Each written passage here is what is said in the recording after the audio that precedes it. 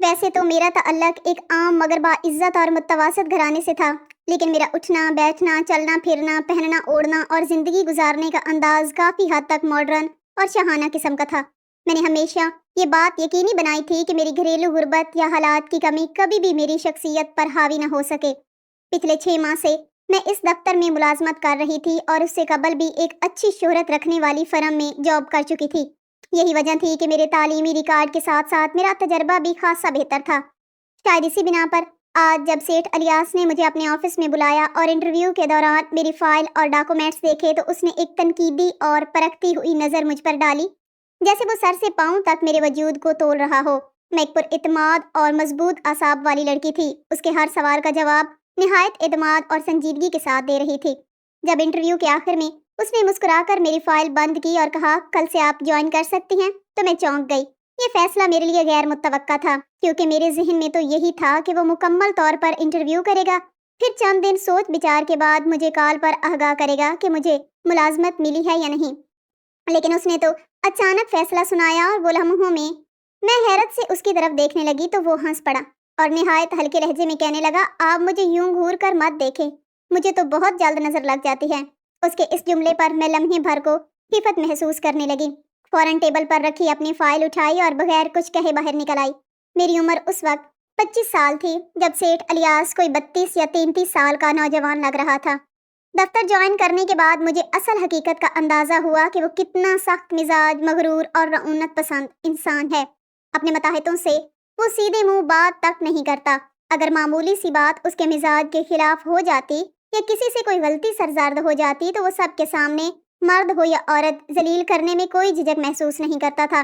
اس کے رویے کو دیکھ کر شروع میں ڈر اور گھبراہٹ کا شکار رہی، لیکن چونکہ میں اس سے پہلے 3 برس ایک اچھی فرم میں کام کر چکی تھی اور اپنے کام کے اعتبار سے اچھی خاصی تجربہ کار اور پراعتماد تھی، اسی لیے مجھے زیادہ مشکل پیش نہ آئی۔ صرف 1 مہینے میں ہی میں نے اپنی محنت، لگن اور صلاحیتوں کے بل بوتے پر اپنا مقام بنا لیا اور اسے باور کروا دیا کہ میں دوسروں کی طرح کمزور نہیں ہوں۔ 1 مہینے بعد جب میں نے اپنے کام کی بدولت اس کے بزنس کا اتار چڑھاؤ کو سمجھ لیا اور وہی حکمت عملی اختیار کرنے لگی جو وہ چاہتا تھا تو وہ بھی میرے کام سے مطمئن ہو گیا۔ حالانکہ میں کوئی غیر معمولی حسین لڑکی نہیں تھی، میری رنگت گندمی تھی، لیکن میرا انداز، لباس اور شخصیت کافی ماڈرن تھی۔ میں ہمیشہ چست اور نفیس لباس پہنتی تھی اور موقع کی مناسبت سے اپنا دوپٹہ بھی سامنے سے سرکا لیا کرتی تاکہ اپنی شخصیت کے اثر میں قید کر سکوں۔ میرے بال لیئر کٹنگ میں کٹے ہوئے تھے جو زیادہ تر کھلے ہی رہتے تھے۔ میک اپ مجھے کرنا آتا تھا اور بڑی صفائی اور نفاست سے کرتی تھی۔ میری شخصیت میں اعتماد اس قدر تھا کہ مردوں سے بات کرتے وقت کبھی جھجھک یا گھبراہٹ محسوس نہیں ہوئی۔ سیٹھ الیاس کے ساتھ کئی بار میٹنگز اٹینڈ کر چکی تھی اور ہر بار میرا اعتماد اس پر اثر ڈال رہا تھا۔ آخر ایک دن، یعنی تقریباً 1 مہینے بعد، اس نے مجھے اپنے کمرے میں بلایا۔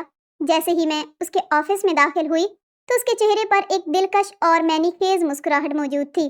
اس نے مجھے اندر بلا کر بیٹھنے کو کہا اور پھر بولا، مس حمیرہ، میں آپ کے کام سے بے حد مطمئن ہوں۔ آپ پہلی خاتون ہیں جنہوں نے مجھے آج تک کوئی شکایت کا موقع نہیں دیا۔ آپ کی جتنی تعریف کی جائے کم ہے۔ میں نے بھی مسکرا کر اس کی بات سنی اور اپنے کھلے بالوں کو ہاتھوں سے پیچھے کیا اور بڑے اعتماد کے ساتھ کہا، تھینک یو سو مچ۔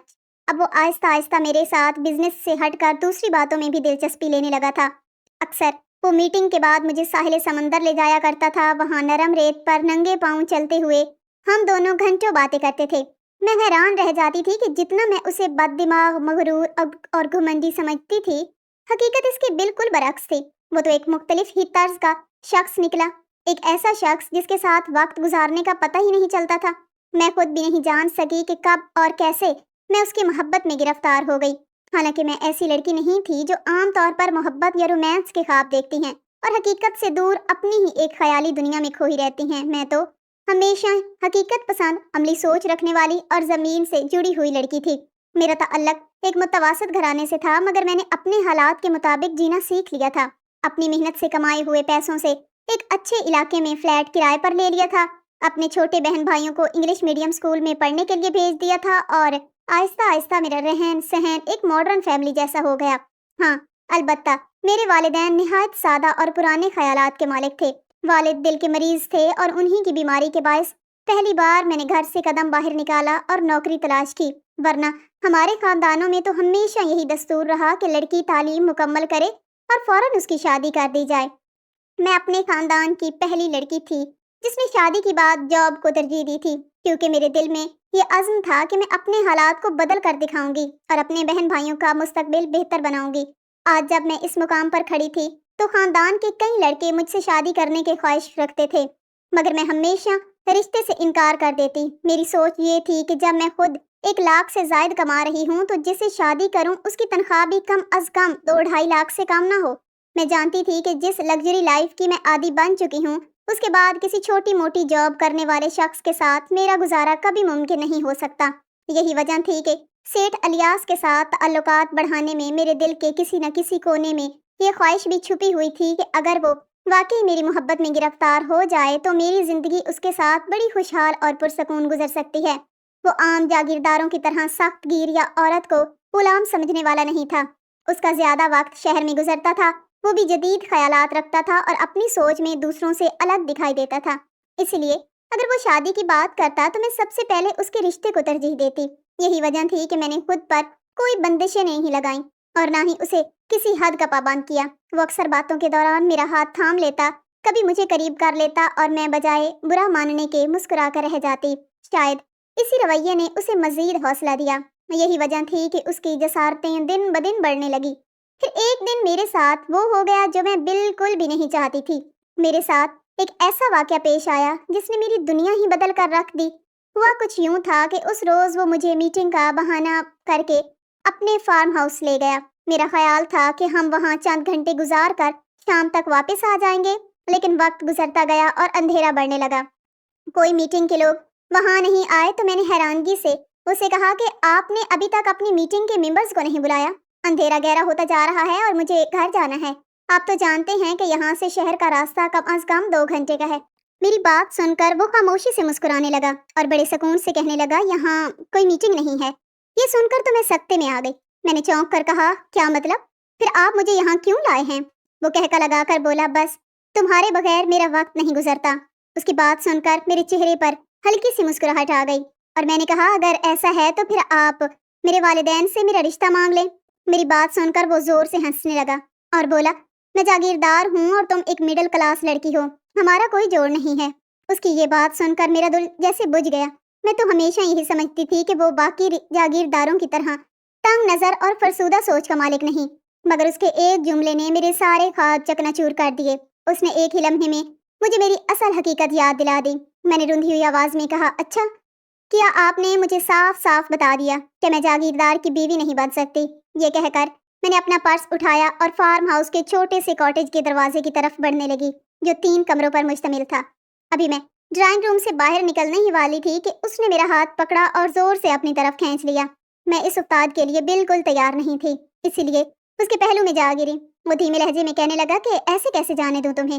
کہہ تو چکا ہوں کہ میں جاگیردار ہوں اور ایسے شوق ہمارے تو تم جیسی لڑکیاں ہی پورا کیا کرتی ہیں۔ یہ سننا تھا کہ غصے سے میرے کانوں کی لو سرخ ہو گئی۔ اس نے مجھے آخر سمجھ کیا رکھا تھا؟ میں نے جھٹکے سے اپنا آپ چھڑوایا اور سیدھی کھڑی ہو گئی۔ پھر غصے سے اسے دیکھتے ہوئے بولی، آپ نے مجھے غلط سمجھا ہے، میں کوئی ڈرپوک یا کمزور لڑکی نہیں ہوں۔ خبردار جو دوبارہ مجھے چھونے کی کوشش بھی کی، میں آپ کے حلق کا کانٹا بن جاؤں گی، یہ بات اچھی طرح سمجھ لیں۔ میرا یہ کہنا تھا کہ وہ بھی غصے سے کھڑا ہوا، مجھے بازو سے پکڑا، کہنے لگا، اچھا تو مجھے دھمکی دے رہی ہو؟ سیٹھ الیاس کو دھمکی دے رہی ہو تم؟ ٹھیک ہے، اب تو ہر حال میں تم آج کی رات یہیں گزارو گی اور یہ رات صرف میرے نام ہوگی۔ اس کے بعد میں دیکھتا ہوں کہ تم میرے حلق کا کانٹا کیسے بنتی ہو۔ بے شک میں پر اعتماد لڑکی تھی، لیکن اس وقت اس کے فارم ہاؤس پر بالکل اکیلی تھی۔ وہاں اس کے گارڈز تھے، اس کے چوکیدار تھے، اس کی حکمرانی تھی۔ میں اسے اپنا آپ چھڑوانے لگی، لیکن وہ مجھے زبردستی ایک کمرے میں لے گیا۔ پوری رات اس نے میرے ساتھ بے رحمی کا سلوک کیا۔ مجھے برباد کرنے کے بعد مجھ پر کہے لگا کر ہنسنے لگا، کہنے لگا، لو کر لیا میں نے تمہارے ساتھ اپنا شوق پورا، اب میں دیکھتا ہوں کہ تم میرے ساتھ کیا کر سکتی ہو۔ میں کمزور لڑکیوں کی طرح روئی نہیں تھی، اسے رحم کی بھیک نہیں مانگی تھی۔ میں اکیلی اس فارم ہاؤس سے نکل آئی۔ واپس جب اپنے گھر پہنچی تو میرے والدین بے حد پریشان تھے۔ والدہ مجھ سے پوچھنے لگی کہ تم رات بھر کہاں تھی؟ میں نے انہیں کوئی جواب نہیں دیا۔ میں نے میڈیا کے سامنے اس شخص کے بارے میں سب کچھ بتا دیا، اپنے چہرے پر لگے زخم بھی دکھائے۔ پہلے تو یہ خبر خوب پھیلی، لیکن سیٹھ الیاس کے پیسوں کے سامنے اس خبر کو دوسرا رنگ دے دیا گیا۔ میں نے کسی اور کے ساتھ منہ کالا کر کے اس کا الزام سیٹھ الیاس پر لگا دیا۔ میں لاکھ صفائیاں دینے کے باوجود بھی سب کے سامنے بری بن چکی تھی، ذہنی اذیت میں آ چکی تھی۔ میں نے نوکری چھوڑ دی، گھر میں بیٹھ گئی۔ لوگوں کا سامنا کرنا میرے لیے مشکل ترین کام تھا۔ میرا سارا اعتماد ختم ہو چکا تھا۔ لوگوں کے تانے اور شک بھری اور حقارت بھری نظریں مجھ سے برداشت نہیں ہوتی تھیں۔ برسوں میں کمائی گئی عزت کو اس شخص نے دو کوڑی کا کر کے رکھ دیا۔ مجھے اس شخص سے اتنی نفرت ہو چکی تھی کہ میں اسے لفظوں میں بیان بھی نہیں کر سکتی۔ میرے والد میری بدنامی کا صدمہ برداشت نہیں کر سکے، اسی لیے ان کو میجر ہارٹ اٹیک ہوا۔ میرے والد ہاسپٹل میں نہیں پہنچ پائے تھے کہ ان کا انتقال ہو گیا۔ میں خود اپنے والد کو لے کر ہاسپٹل گئی تھی اور اپنے والد کے انتقال کی خبر سن کر وہیں بے ہوش ہو کر گر گئی۔ لیکن جب مجھے ہوش آیا تو ایک اور دل دہلا دینے والی خبر میری منتظر تھی۔ ڈاکٹر نے مجھ سے کہا کہ میں امید سے ہوں، اور یہ خبر میرے لیے باعث اذیت تھی۔ اپنے والد کی تدفین کے بعد میں دوبارہ سے اسی ہاسپٹل میں گئی۔ مجھے جاب کرنی تھی، اپنے گھر کی کفالت کا سوچنا تھا، کیونکہ ساری جمع پونچی خرچ ہو چکی تھی۔ اس لیے میں یہ بچے جیسی مصیبت اپنے گلے میں نہیں پال سکتی تھی، جو کہ اس شخص کی نشانی تھا جس سے مجھے شدید نفرت تھی۔ میں ہاسپٹل گئی، لیڈی ڈاکٹر سے کہا کہ آپ ہر صورت میں میرا ابارشن کر دیں، لیکن وہ مجھے کہنے لگی تم بے حد کمزور ہو، فی الحال تم اس پوزیشن میں نہیں ہو کہ اس مرحلے سے گزر سکو، آپ کی جان کو بھی خطرہ ہو سکتا ہے۔ اسی لیے اس نے مجھے کچھ طاقت کی میڈیسن لکھ کر دے دی۔ کہنے لگی کہ 20 دن تم میڈیسن کھاؤ، اس کے بعد آؤ، پھر میں تمہارا مسئلہ حل کر سکتی ہوں۔ میں ابھی لیڈی ڈاکٹر کے کمرے سے باہر نہیں نکلی تھی کہ میرے پیچھے ایک عورت اور ایک مرد کھڑے تھے۔ شاید وہ لیڈی ڈاکٹر سے چیک اپ کروانے آئے تھے۔ عورت کا حلیہ کچھ عجیب و غریب قسم کا تھا۔ اس نے دیہاتی قسم کے کپڑے پہن رکھے تھے اور خوب سارا زیور پہنا ہوا تھا۔ تقریباً 35-36 سال کی عمر ہوگی اس کی، لیکن اس کے ساتھ کھڑے شخص کو دیکھ کر میرے ہوش اڑنے لگے۔ وہ سیٹھ الیاس تھا۔ اسے دیکھ کر میری آنکھوں میں نفرت سی بھرنے لگی، لیکن وہ مجھے بڑے غصے سے دیکھ رہا تھا۔ میں وہاں مزید کھڑی نہ ہوئی اور باہر نکل گئی۔ لیکن اگلے روز جو قیامت ہمارے گھر پر ٹوٹی تھی، میں سوچ بھی نہیں سکتی تھی۔ اگلے ہی روز سیٹھ الیاس میرے گھر پر آ گیا اور اس کے گارڈز بھی اس کے ساتھ تھے۔ وہ سب میرے گھر کے اندر زبردستی داخل ہوئے۔ میری والدہ اور میرے چھوٹے بہن بھائی یہ سب دیکھ کر بری طرح سے گھبرا گئے۔ میں نے اسے کہا، اب تم یہاں کیا لینے آئے ہو؟ تم جو چاہتے ہو وہ تو ہو چکا۔ تم نے مجھے برباد کرنا چاہا اور کر لیا۔ مجھے اپنا اثر رسوخ دکھانا چاہا، وہ بھی تم دکھا چکے۔ اب دفع ہو جاؤ میرے گھر سے، میں تمہاری شکل بھی نہیں دیکھنا چاہتی۔ وہ بڑے غصے سے میرے سامنے آیا، میرے مقابل کھڑا ہو گیا۔ کہنے لگا کہ میری ایک بہت قیمتی چیز تمہارے پاس ہے، بس وہ تم سے واپس لے لوں تو چلا جاؤں گا۔ میں نے کہا میرے پاس تمہاری کوئی چیز نہیں ہے۔ اس نے اپنا ہاتھ میرے شکم پر رکھا۔ مجھے لگا جیسے کسی نے میرے وجود پر آگ لگا دی ہو۔ میں فوراً سے پیچھے ہٹی۔ کہنے لگا یہاں میرا وارث ہے، تمہارے پاس۔ یہ سن کر میرا سر چکرا گیا۔ پھر میرے پاس آ کر وہ کہنے لگا کہ خبردار، جو تم نے میرے بچے کو ٹھکانے لگانے کی کوشش کی۔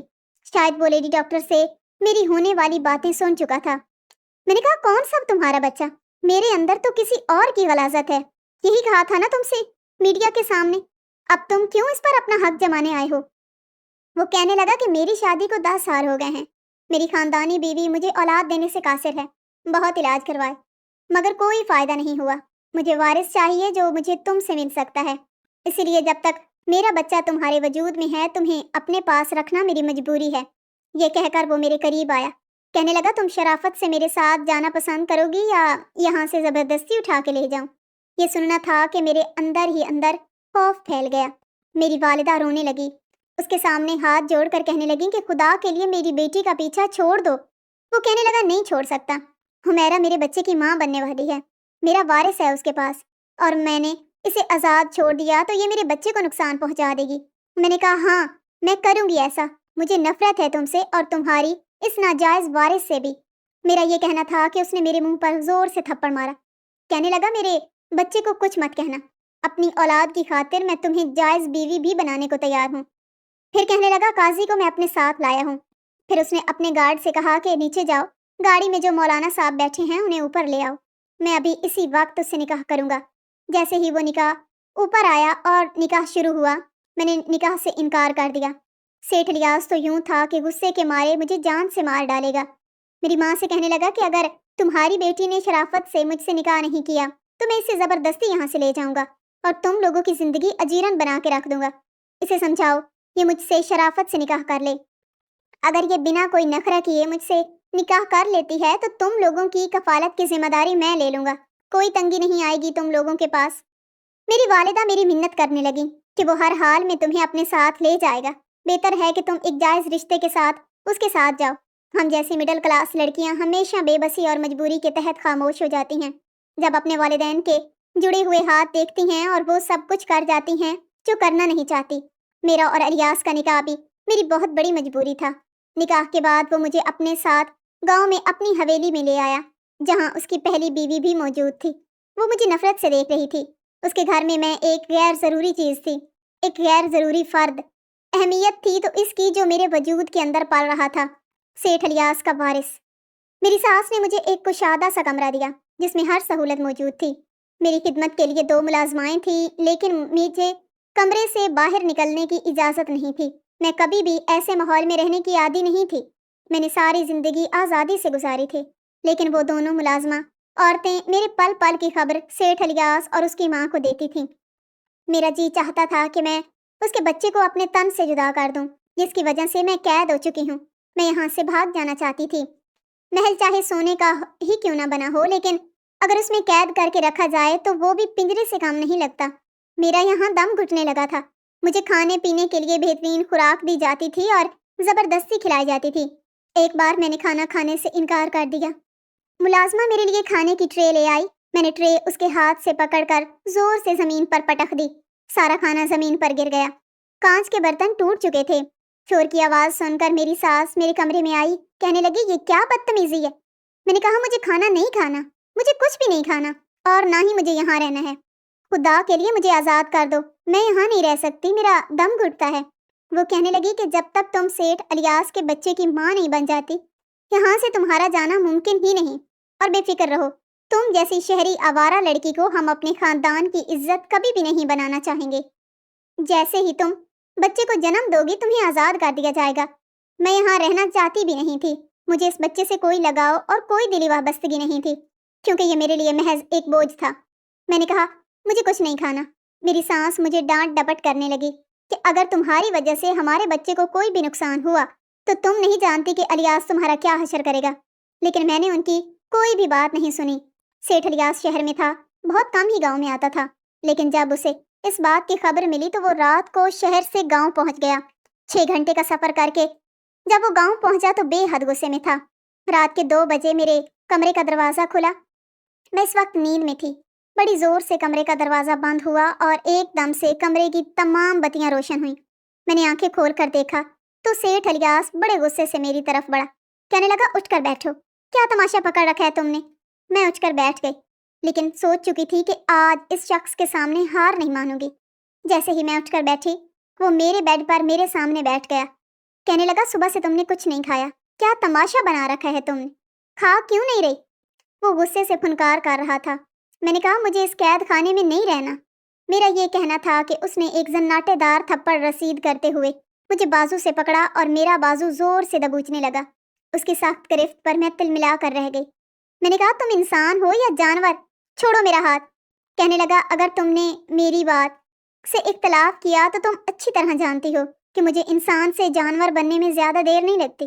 میں تمہارا حشر بگاڑ کے رکھ دوں گا اگر تمہاری وجہ سے میرے بچے کو ذرا بھی کچھ ہوا تو۔ میں بھی فوراً آپے سے باہر ہو گئی۔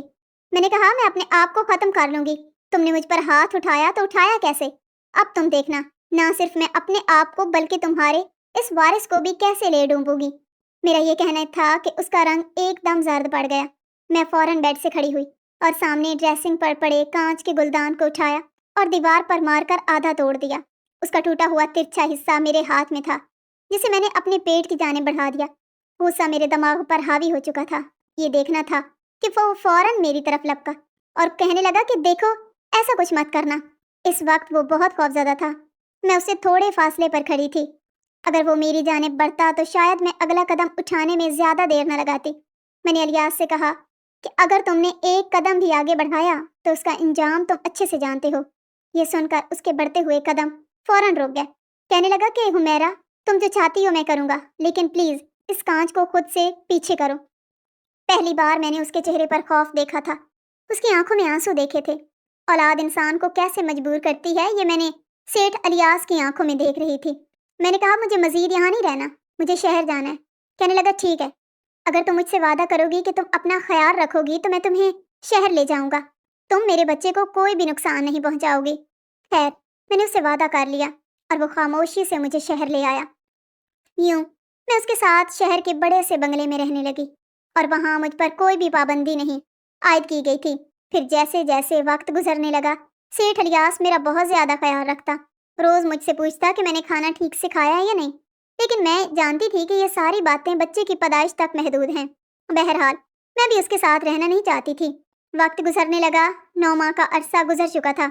جب مجھے پیٹ کی تکلیف شروع ہوئی تو میں بے تحاشا روئی جا رہی تھی۔ اس وقت مجھے سیٹھ الیاس گود میں اٹھا کر باہر تک لایا۔ ڈرائیور سے کہنے لگا فوراً گاڑی سٹارٹ کرو۔ میرے ساتھ وہ پچھلی نشست پر بیٹھا۔ ہاسپٹل میں جا کر میں نے اس کا ہاتھ تھاما ہوا تھا۔ میں بہت رو رہی تھی۔ میں نے کہا مجھے بہت ڈر لگ رہا ہے الیاس، میں بچ تو جاؤں گی نا؟ میں درد سے بے حال تھی۔ مجھے لگ رہا تھا کہ شاید میں یہ درد سہ نہ پاؤں۔ وہ میرا سر سہلانے لگا، کہنے لگا کچھ نہیں ہوگا تمہیں، لیکن میری حالت تھی کہ بگڑتی ہی جا رہی تھی۔ لیڈی ڈاکٹر کہنے لگی کہ اس کا کیس بہت سیریس قسم کا ہے، ہم یا تو اس عورت کو بچا سکتے ہیں یا پھر اس کے بچے کو۔ یہ سن کر مجھے لگا تھا کہ بس میں چند پل کی مہمان ہوں، کیونکہ سیٹھ الیاس کو بس اپنے وارث سے غائز تھی، اور اپنے وارث کی خاطر تو وہ کچھ بھی کر سکتا تھا، یعنی اس کی خاطر وہ ہر چیز قربان کر سکتا تھا۔ میں نے کلمہ طیبہ پڑھ لیا۔ اس کے بعد میں نہیں جانتی کہ کب اور کیسے، لیکن میں ہوش کی دنیا سے غافل ہو گئی۔ لیکن جب مجھے ہوش آیا تو لگا کہ شاید میں معجزاتی طور پر بچ گئی ہوں۔ میں اس وقت ہاسپٹل کے آپریشن تھیٹر کے بجائے ایک پرائیویٹ روم میں تھی۔ نرس مجھے ڈرپ لگا رہی تھی۔ میں نے پوچھا میرا بچہ کیسا ہے؟ تو کہنے لگی کہ ہم بہت معذرت خواہ ہیں، ہم اسے نہیں بچا پائے۔ یہ سن کر میرے ہوش اڑ گئے۔ میں نے کہا یہ کیسے ہو سکتا ہے؟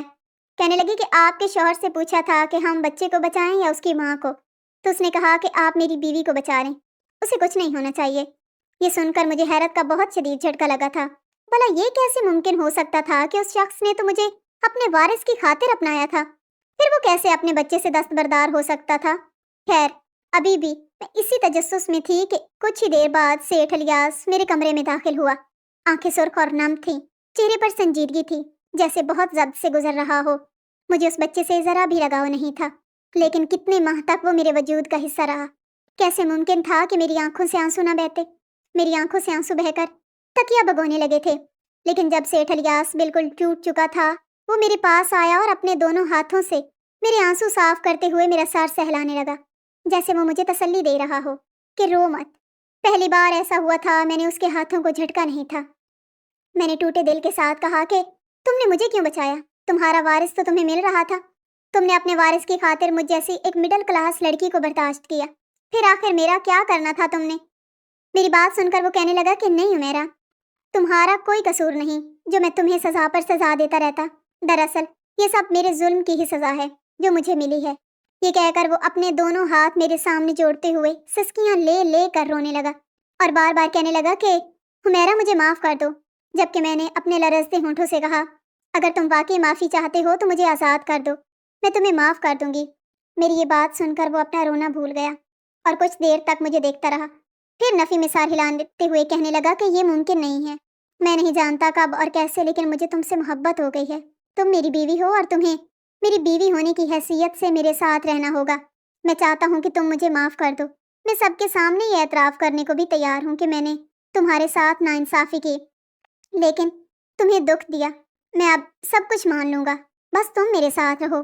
اس نے میرے دونوں ہاتھ مضبوطی سے تھام لیے اور مسلسل منتیں کرنے لگا، جبکہ میرا دل اس لمحے عجیب کشمکش میں گرفتار ہو گیا۔ ایک طرف وہ شخص تھا جو ہمیشہ پتھر دل اور سخت مزاج دکھائی دیتا تھا، مگر اب میرے سامنے موم کی طرح نرم ہو کر گریہ کر رہا تھا، اور دوسری طرف وہ سارے زخم تھے جس نے مجھے دیے تھے، وہ اذیتیں جو میری روح کو زخمی کر چکی تھیں۔ اسی کشمکش میں فیصلہ نہیں کر پا رہی تھی کہ مجھے اسے معاف کر دینا چاہیے یا نہیں۔ اور اب میرے محترم ناظرین، یہ فیصلہ میں آپ پر چھوڑتی ہوں کہ مجھے اس صورتحال میں کیا کرنا چاہیے۔ آپ کے کمنٹس ہی صحیح فیصلہ کرنے میں میری مدد کریں گے۔ شکریہ۔